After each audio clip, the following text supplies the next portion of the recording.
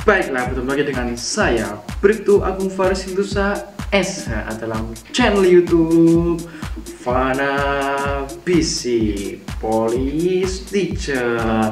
Nah, baiklah, dalam video kali ini saya akan melanjutkan pembahasan materi pengantar ilmu hukum yang part ketiga. Nah, penasaran seperti apa saya membawakan materinya dan materi apa saja di part 3 ini?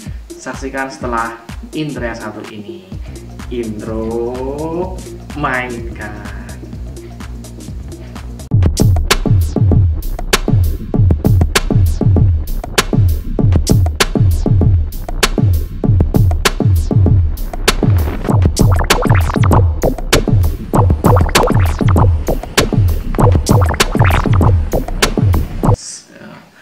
Nah, baiklah, langsung saja tanpa basa-basi ya. Kita pakai headset terlebih dahulu. Oke.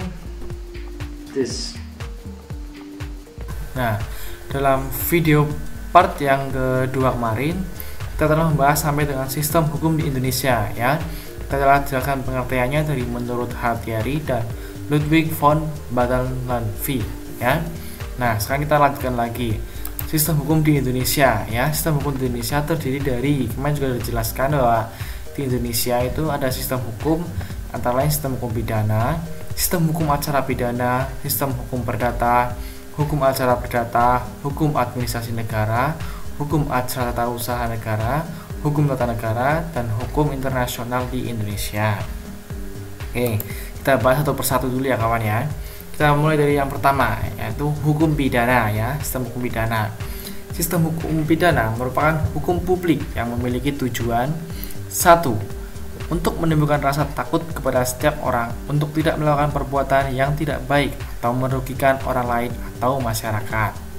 Yang kedua, untuk mendidik dan membina seseorang yang telah atau yang pernah melakukan tindak pidana untuk bersikap dan berperilaku lebih baik dan dapat diterima kembali dalam kehidupan lingkungannya, kehidupan masyarakat ya. Jadi di sistem hukum pidana ini ya, itu memiliki suatu tujuan. Yang pertama, yaitu untuk menimbulkan rasa takut ya kepada setiap orang untuk tidak melakukan perbuatan yang tidak baik. Jadi hukum pidana ini itu memiliki tujuan untuk membuat orang takut, jadi tidak melakukan tindakan yang dilarang oleh hukum tersebut ya. Nah, tindakan tersebut itu yang tidak baik itu merupakan hal yang merugikan orang lain atau masyarakat ya. Jadi tindakannya kalian bisa tahu sendiri, nanti akan dijelaskan sendiri apa tindakannya, itu ada di hukum pidana ya. Nah, untuk yang kedua, untuk mendidik dan membina seseorang yang pernah melakukan tindak pidana. Jadi seorang yang telah melaksanakan tindak pidana itu dalam tujuan hukum pidana ini itu untuk mendidik dan membina seseorang ya, agar bersikap dan berperilaku lebih baik dan dapat diterima kembali oleh masyarakat di sekitarnya, begitu ya. Oke, next. Nah, peristiwa pidana yang juga disebut tindak pidana itu atau delik ya. Kita kasih garis. Oke. Ada ini. Mungkin lebih banyak ada biru ya. Nah, jadi kalau kalian mendengar kata-kata delik ya. Delik ini biasa disebut dengan tindak pidana ya, peristiwa tindak pidana itu disebut dengan delik gitu ya. Nah, suatu perbuatan atau rangkaian perbuatan yang dapat dikenakan hukuman ya, perbuatan atau rangkaian perbuatan yang dapat dikenakan suatu hukuman, itulah delik atau tindak pidana. Nah, yang suatu peristiwa hukum dapat dinyatakan sebagai peristiwa pidana jika memenuhi unsur-unsur pidana yang terdiri unsur objektif dan unsur subjektif. Kira-kira jelaskan nggak ya? Nah, sistematika KUH pidana dibagi dalam 3 buku ya. Nah, ini dulu ulangi, kita bahas dulu dari unsur objektif dan unsur subjektif ya. Mohon maaf kelupaan. Oke, kita tanda hijau aja lah. Nah, supaya warna-warni ya. Kita bahas dari unsur objektif. Adalah suatu perbuatan atau tindakan yang bertentangan dengan hukum dan mengindahkan akibat yang oleh hukum dilarang dengan ancaman hukum. Titik utama dari unsur objektif adalah tindakannya ya. Jadi kalau unsur objektif itu titik utamanya itu adalah tindakannya. Ingat-ingat ya. Nah, kita bahas unsur subjektif ya. Adalah perbuatan seseorang yang berakibat tidak dikehendaki oleh undang-undang atau melanggar ketentuan perundang-undangan yang berlaku. Titik utama dari unsur subjektif itu adanya pelaku seorang maupun beberapa orang. Nah, jadi kalau unsur subjektif itu yang berarti tidak dikehendaki oleh undang-undang atau melanggar ketentuan perundang-undangan yang berlaku. Jadi titik utama dari unsur subjektif adanya pelaku ya. Jadi di sini garis bawahi pelaku seorang maupun beberapa orang. Kasih tanda di sini biru. Kalau unsur objektif itu tindakannya. Ya. Kalau objektif tindakannya, kalau subjektif itu pada orangnya ya maupun beberapa orang gitu. Oke. Oke, next. Nah, sistematika KUHP atau Kitab Undang-Undang Hukum Pidana dibagi dalam 3 ya. Ada 3 buku. Yang pertama yaitu mengenai ketentuan-ketentuan umum, yang kedua yaitu mengenai kejahatan, dan yang ketiga yaitu mengenai pelanggaran ya. Jadi 3 buku ini kalau harus hafal, KUHP terdiri dari 3 buku. Buku pertama ketentuan-ketentuan umum, buku kedua yaitu kejahatan, buku yang ketiga yaitu mengenai pelanggaran. Saya rasa cukup ya. Kita next. Nah, hukum pidana terdiri atas hukum pidana material dan hukum pidana formil. Kita bahas yang pertama hukum pidana material ya. Hukum pidana material adalah keseluruhan peraturan-peraturan undang-undang pidana yang isinya merupakan peristiwa-peristiwa pidana yang disertai dengan ancaman hukum atas pelanggarannya. Nah, dalam hukum pidana material ini dasarnya adalah KUHP ya. Jadi peraturan undang-undang pidana itu isinya itu peristiwa pidana ya. Jadi peristiwa pidana dan disertai dengan ancaman hukumannya. Jadi ada tindakan pidana, hukumannya apa? Itulah hukum pidana yang material. Sedangkan hukum pidana formil adalah hukum acara pidana yang berisikan prosedur hukum acara pidana. Nah, jadi dalam pidana formil ini itu tentang beracaranya ya. Jadi hukum acara pidananya, bagaimana prosedur tetap pelaksanaannya di hukum pidana material tersebut. Jadi saling berkesinambungan satu sama lain, begitu ya, antara hukum pidana material dan hukum pidana formil. Oke, next. Nah, asas-asas dalam hukum pidana di Indonesia. Kita bahas tentang asas-asasnya ya. Asas nullum delictum ya, asas legalitas. Ini yang sering sekali keluar. Ini asas yang paling awal ya. Asas nullum delictum, nulla buna sine preveu lege bonelli. Kasih tanda biru. Asas ini bisa disingkat dengan asas nullum delictum atau asas legalitas ya. Asas ini tercantum dalam pasal 1 ayat 1 Undang-Undang Hukum Pidana ya. Dalam KUHP itu dalam pasal 1 ayat 1 itu terkandung asas legalitas atau nullum delictum nulla buna sine previa lege bonelli atau nullum delictum ya. Berbunyi bahwa suatu peristiwa pidana atau perbuatan pidana tidak dapat dikenai hukuman selain atas kekuatan peraturan undang-undang pidana yang sudah ada sebelum peristiwa atau perbuatan pidana tersebut. Peristiwa ya ini ya. Oke.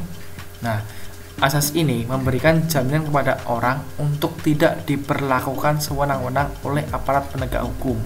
Begitulah ya. Asas legalitas atau nullum delictum ini itu bertujuan untuk mencegah ya diberlakukannya seorang orang secara sewenang-wenang oleh aparat penegak hukum. Jadi asas ini ada dalam pasal 1 ayat 1 KUHP ya. Tiada suatu perkara dapat dipidana sebelum ada aturan yang mengatur terlebih dahulu. Begitulah ya. Oke, next. Nah, asas dalam hukum pidana Indonesia masih ya. Sekarang asas teritorialitas. Apakah ini? Dalam pasal 2 KUH pidana atau KUHP yang menyatakan bahwa ketentuan pidana dalam Undang-Undang Indonesia berlaku bagi setiap orang di dalam wilayah Indonesia melakukan tindak pidana. Berdasarkan ketentuan pasal 2 KUH pidana ini, bahwa bagi setiap orang yang melakukan tindak pidana dalam wilayah Indonesia, maka hukum yang berlaku adalah hukum Indonesia. ya, asas teritorialitas. Ya. Nah, maka dalam pasal ini hukum berlaku hukum Indonesia dan tidak melihat kewarganegaraan siapa pelaku tindak pidana kejahatan. Dengan demikian, warga negara asing yang melakukan tindak pidana di Indonesia maka hukum berlaku dikenakan hukum Indonesia. Nah, asas teritorialitas ini menganut ketempatan ya. Jadi apabila ada negara asing yang membuat suatu kejahatan di Indonesia maka dapat dikenakan hukum Indonesia karena menganut asas teritorialitas. Begitulah ya singkatnya. Oke. Next, ada asas apa lagi nih? Nah, pasal 3 KUH pidana menyatakan ketentuan pidana dalam Undang-Undang Indonesia berlaku bagi setiap orang yang di luar Indonesia di atas bahtera Indonesia melakukan suatu tindak pidana. Berdasarkan ketentuan pasal ini bahwa setiap kapal yang berbendera Indonesia dan bergerak di luar wilayah teritorial, maka aturan pidana terus mengikutinya, yang bermakna bahwa hukum berlaku di kapal bendera Indonesia adalah hukum Indonesia. Nah, jadi sama juga apabila ada orang berkeluarga negara Indonesia, kemudian ada kapal juga yang menganut atau mengibarkan bendera Indonesia, dia melakukan tindak kejahatan di negara lain, tetap dikenakan hukum Indonesia ya. Ini tercantum dalam pasal 3 KUHP. Oke. Nah, ini asas nasionalitas aktif ya. Asas nasionalitas aktif atau aktif nationality beginsel ya. Nah, termuat dalam pasal 5 KUHP yang menyatakan ayat 1, ketentuan pidana dalam Undang-Undang Indonesia berlaku bagi warga negara Indonesia yang di luar Indonesia melakukan salah satu kejahatan dituangkan pada bab 1, bab 2, buku kedua dan pada pasal 160, 161, 240, 279, 450 dan 451 ya. Tetap aktif ya warga negara Indonesia yang berada di luar melawan tindak kejahatan tetap dikenakan hukum negara kita sendiri, negara Indonesia. Nah, suatu peristiwa yang dipandang sebagai kejahatan menurut ketentuan pidana dalam Undang-Undang Indonesia dan dapat dipidana menurut Undang-Undang Negara tempat perbuatan itu dilakukan. Ayat 2, penuntutan terhadap suatu peristiwa yang dimaksudkan pada kedua itu boleh juga dijalankan jika tersangka baru menjadi warga negara Indonesia sesudah melakukan peristiwa itu. Nah, jadi apa? Nah, peristiwa yang dimaksud itu boleh dijalankan jika tersangka baru menjadi warga negara Indonesia sesudah melakukan peristiwa itu. Jadi peristiwa sudah dilaksanakan, orang tersebut baru masuk Indonesia. Nah, itu sama saja bisa dikenakan ya. Jadi walaupun dia sudah melakukan peristiwa terus pindah Indonesia, tetap akan dikenakan hukum Indonesia. Nah, itulah dari asas nasionalitas aktif ya. Nah, sekarang asas nasionalitas pasif. Pasif nationalities beginsel. Asas ini disebut asas perlindungan yang bertujuan melindungi kepentingan terhadap tindakan. Tindakan itu dapat dari warga negara sendiri maupun orang asing yang melakukan tindak pidana di luar wilayah negara Indonesia yang dilakukannya untuk menjatuhkan wibawa dan martabat negara Indonesia. Nah, dalam hal ini asas nasionalitas pasif itu disebut sebagai asas perlindungan. Kenapa? Karena bertujuan untuk melindungi kepentingan terhadap tindakan. Tindakan itu dapat dari warga negara sendiri maupun orang asing yang melakukan tindak pidana di luar wilayah negara Indonesia. Jadi apabila ada warga negara sendiri maupun orang asing yang melakukan tindak pidana di luar wilayah negara Indonesia dilakukan untuk menjatuhkan wibawa dan martabat negara Indonesia, itu dapat dikenakan hukum yang berlaku ya. Tidak melihat kewarganegaraan pelaku, akan tetapi dilihat dari tindak pidana yang mengancam kepentingan negara Indonesia. Nah, di sini kita garis bawahi mengancam kepentingan negara Indonesia. Itulah asas ini berlaku atau kepentingan nasional ya lebih tepatnya ya. Maka berdasarkan kitab Undang-Undang Hukum Pidana, si pelaku tindak pidana dapat diberlakukan kepadanya ketentuan dalam KUHP pidana ya. Nah, sekarang langsung masuk ke asas-asas hukum pidana Indonesia, yaitu asas tidak ada hukuman tanpa kesalahan, Greenstraff Zoonskuld, ya, tidak ada hukuman tanpa kesalahan, ya. Jadi kalau orang nggak bersalah ya nggak dihukum. Nah, dalam asas ini mengenai pertanggungjawaban, di mana seorang hanya dapat dinyatakan bersalah apabila ia dapat mempertanggungjawabkan perbuatannya yang didiskualifikasikan sebagai perbuatan pidana atau tidak pidana, seperti orang yang sakit jiwa atau anak yang di bawah umur. Apabila melakukan tindak pidana tidak dapat dikenakan karena ada alasan pemaaf seperti tercantum dalam pasal 44 dan pasal 45. Begitulah alasan hukuman tanpa kesalahan, ya. Ada orang gila maupun anak-anak di bawah umur. Nah, kita masuk di mana ini. Nah, mana ini sudah. Nah, asas bahwa apabila ada perubahan dalam peraturan perundang-undangan sesudah peristiwa pidana terjadi, maka dipakai ketentuan yang paling menguntungkan bagi si tersangka, ya. Si tersangka pun dipakai aturan yang paling menguntungkan, ya. Nah, asas ini dimaksudkan untuk memberikan perlindungan kepada orang yang diduga melakukan tindak pidana yang kemudian terjadi perubahan undang-undang, maka si pelaku tindak pidana harus dikenakan hukuman yang paling menguntungkan baginya, yang lebih ringan yang tercantum dalam undang-undang yang lama atau yang baru. Pasal 1 ayat 2 KUH pidana, KUHP, ya. Nah, asas dalam hukum pidana Indonesia. Asas pidana khusus dapat menyampingkan hukum pidana umum, ya. Nah, ini yang sering sekali muncul yaitu lex specialis derogat legi generalis. Hukum yang bersifat khusus menyampingkan hukum yang bersifat umum. Dengan asas ini adanya hukum pidana khusus dan hukum pidana umum. Tentuan hukum pidana umum misalnya seorang ayah menganiaya anaknya, maka dikenakan undang-undang perlindungan anak dan undang-undang kekerasan dalam rumah tangga pidana khusus. Walaupun dalam KUH pidana penganiayaan juga diatur hukum pidana umum, ya. Lex specialis derogat legi generalis. Hukum yang bersifat khusus akan mengesampingkan hukum yang bersifat umum. Oke, next. Nah, peristiwa pidana yang disebut juga tindak pidana atau delik ialah suatu perbuatan atau rangkaian perbuatan yang dapat dikenakan hukuman pidana. Suatu peristiwa hukum dapat dinyatakan sebagai peristiwa pidana jika memenuhi unsur pidana objektif dan subjektif yang telah dijelaskan tadi, ya. Nah, unsur pidana objektif yaitu hukum suatu tindakan atau perbuatan yang bertentangan dengan hukum dan mengindahkan akibat yang oleh hukum dilarang dengan ancaman hukuman. Yang dijadikan titik utama dari pengertian objektif sini adalah tindakannya. Sedangkan unsur objektif perbuatan seorang berakibat tidak dikendali oleh undang-undang, ya, mengutamakan adanya pelaku seorang maupun beberapa orang. Kalau objektif itu tindakannya, subjektif itu pelakunya, ya, yang dititik beratkan. Next, syarat-syarat yang harus dipenuhi sebagai suatu peristiwa pidana. Yang pertama, harus ada suatu perbuatan. Yang kedua, perbuatan itu harus sesuai dengan apa yang dilukiskan dalam ketentuan hukum.